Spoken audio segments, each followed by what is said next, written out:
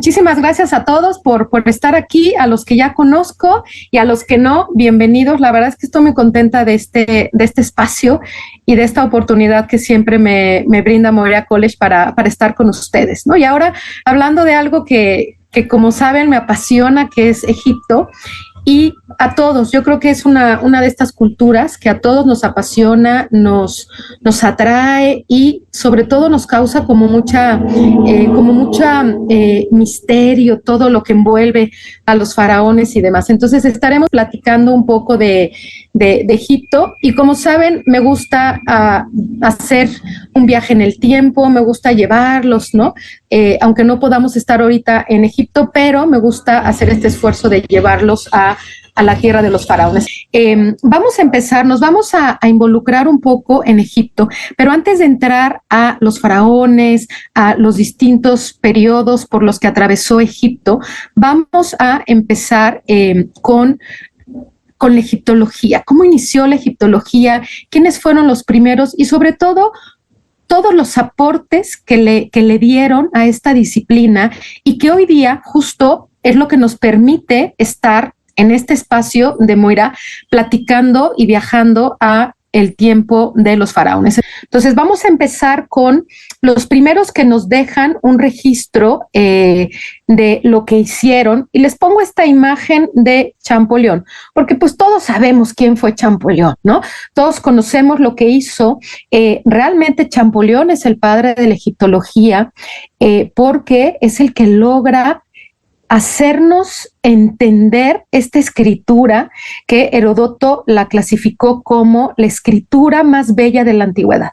Y yo la verdad es que sin conocer a Heródoto, yo estoy de acuerdo con Heródoto. Si lo tuviera aquí y me echara un cafecito ahorita con Heródoto o una copita de vino, le diría salud por la escritura más bonita de la antigüedad, ¿no? Entonces Champollion nos abre un universo extraordinario y gracias a lo que hizo Champollion es que los siguientes entre exploradores, entre militares que tenían esta fascinación por Egipto, nos empezaron a mostrar o a develar un poco esta maravillosa y mítica y misteriosa civilización. Entonces, no voy a hablar tanto de Champollion, pero sí voy a hablar un poquito de otros intentos, buenos y unos no tan buenos, y terminaremos en la segunda sesión, en el segundo episodio, con Howard Carter. Yo sé que muchos conocemos a Howard Carter, yo sé, los que me conocen saben que yo tengo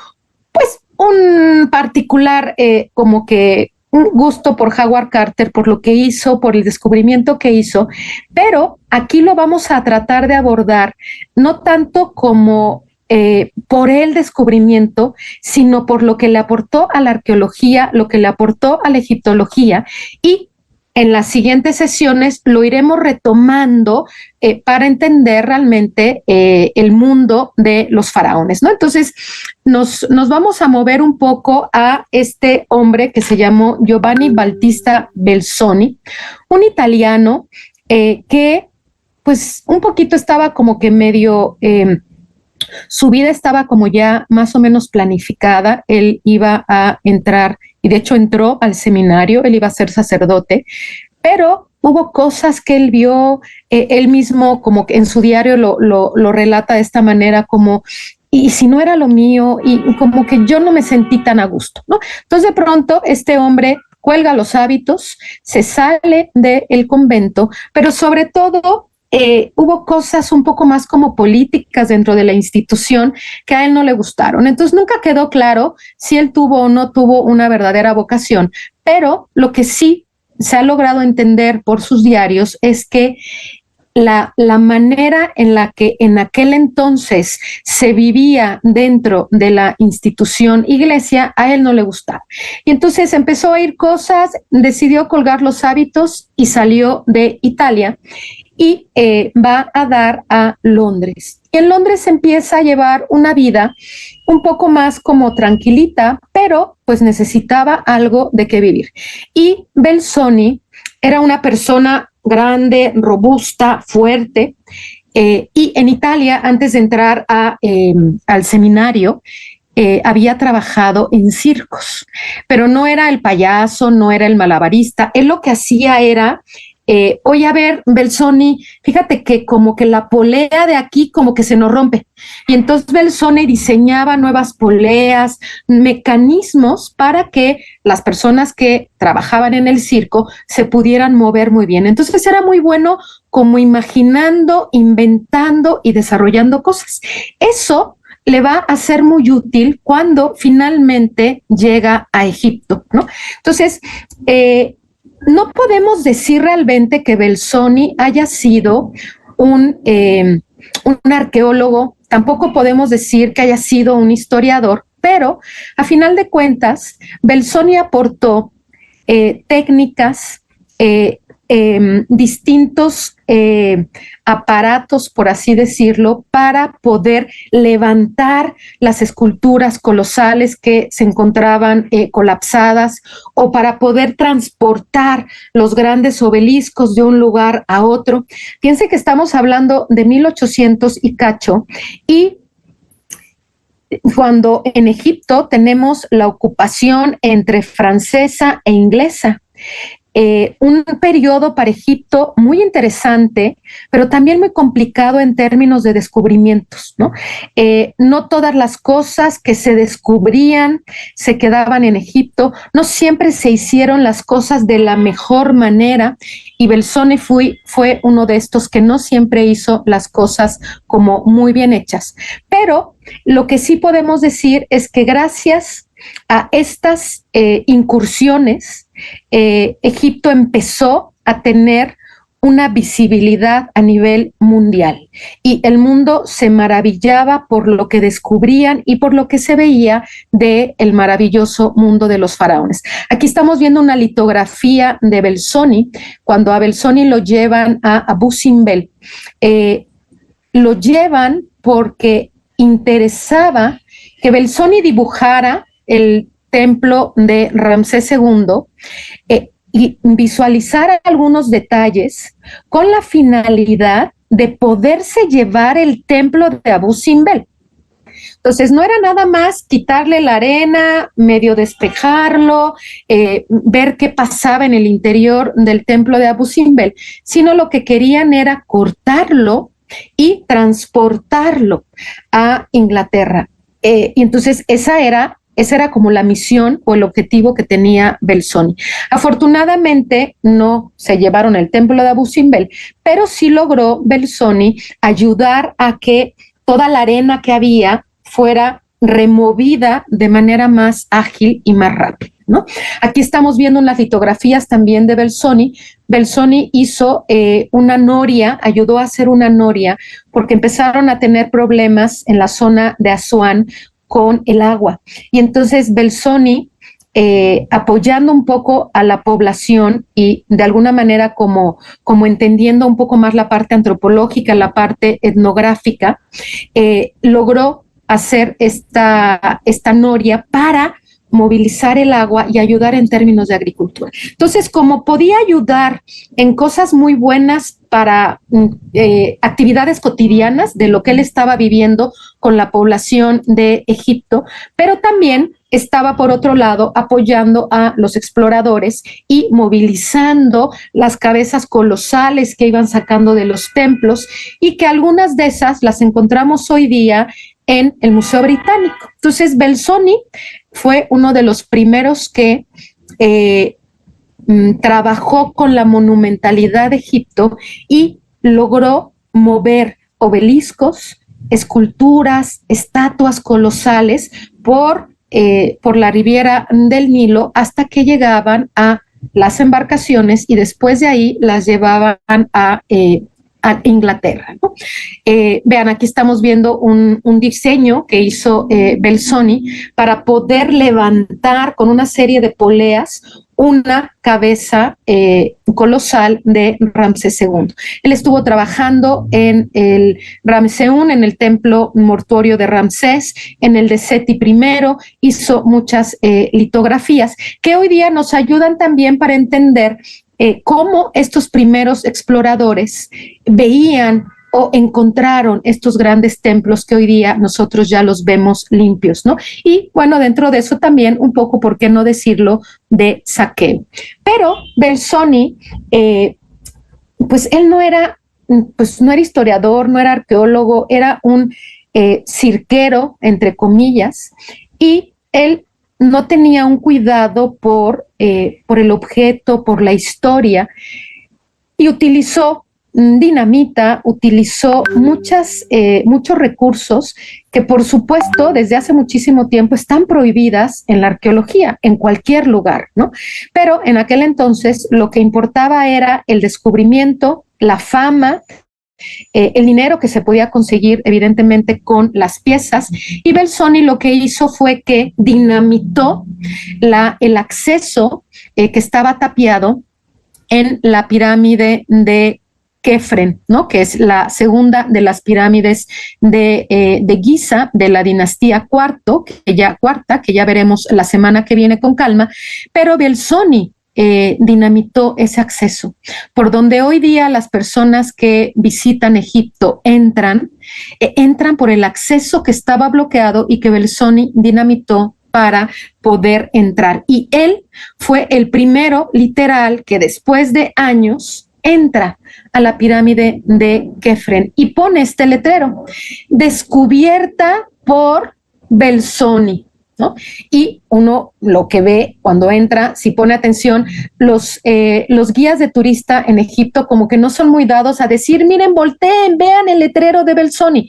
Obviamente no es como que sea el mejor algo de mostrar. E incluso en algún momento el Ministerio de Antigüedades de Egipto lo quería borrar.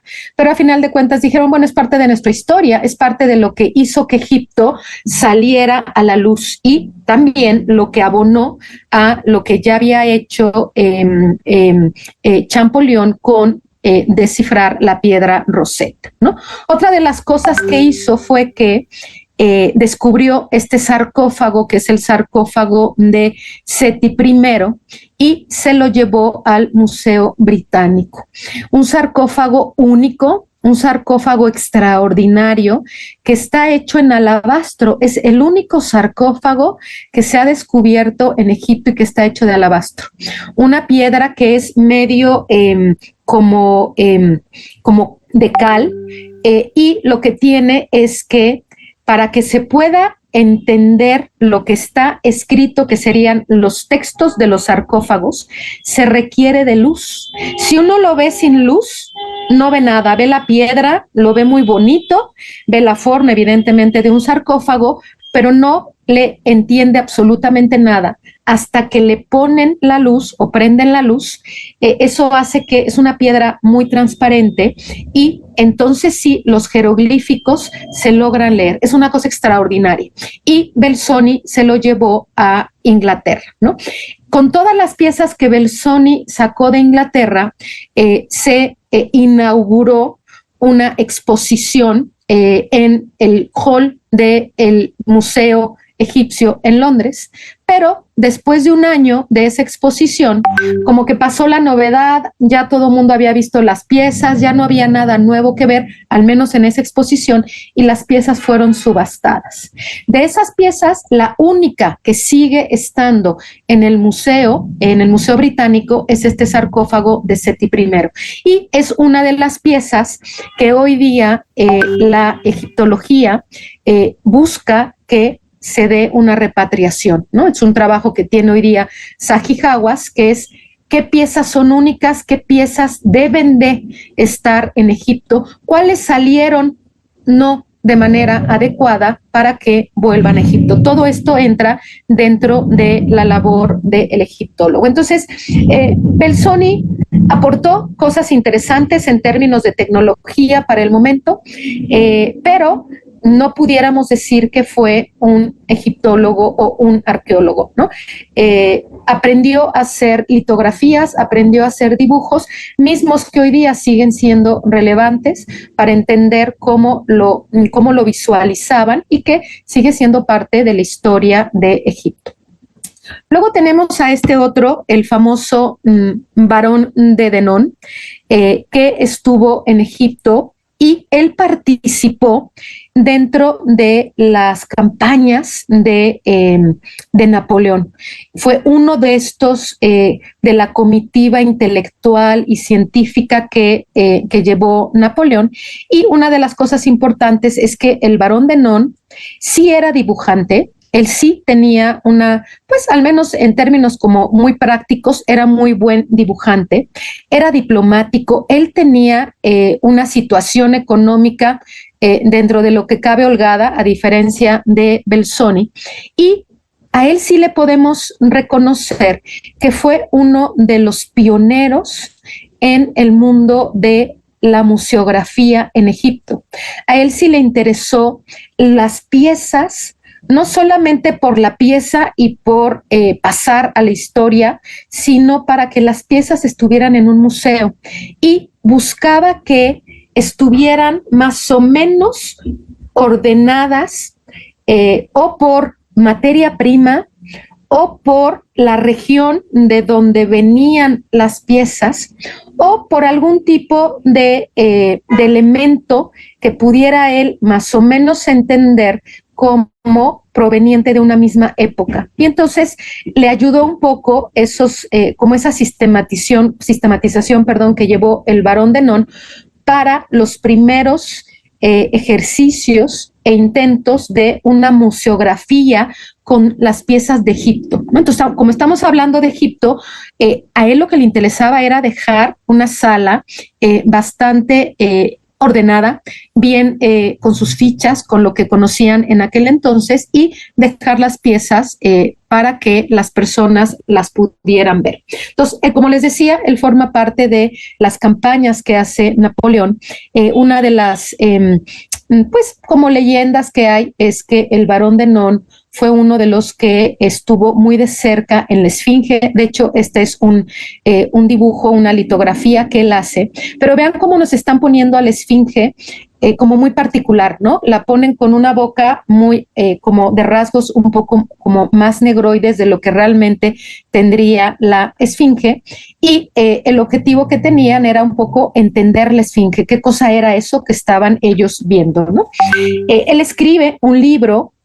A diferencia de Belzoni, sí escribe un libro, una especie de como de catálogo con todas las piezas que él iba viendo, el tiempo que le tomaba dibujarlas, más o menos entenderlas, y obviamente también le da una fuerza muy grande a la investigación y a la historia. Entonces, uno de los primeros trabajos que se hace tratando de incorporar la historia de Egipto, de lo que se sabía un poco por Heródoto, por la época de los griegos y los romanos, tratar un poco de plasmar esa historia y relacionarla con los descubrimientos que se iban haciendo.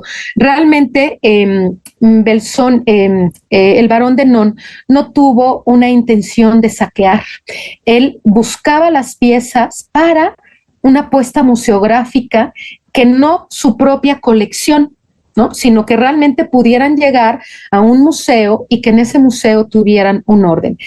Napoleón lo nombra director del Museo Central de las Artes, que con el paso del tiempo le pusieron Museo Napoleón, y muchas de estas piezas fueron llevadas a Francia porque así en aquel entonces la ley y las autoridades en Egipto lo permitían. Ya vamos a ver un poquito en qué momento cambia esto de poder llevar las piezas a otros lugares.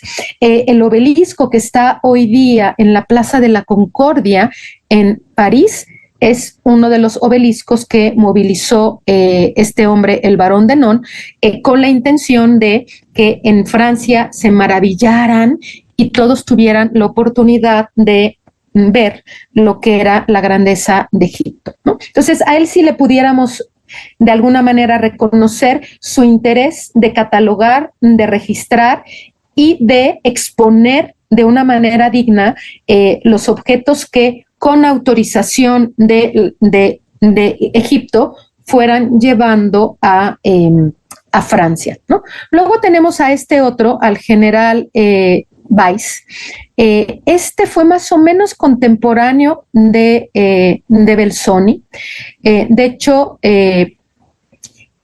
también utilizó dinamita, hizo cosas un poco medio raras, pero se dedica a escribir un libro en donde registra sobre todo lo que para él era como lo más importante, y él se maravilló con Giza, era algo que realmente le maravillaba.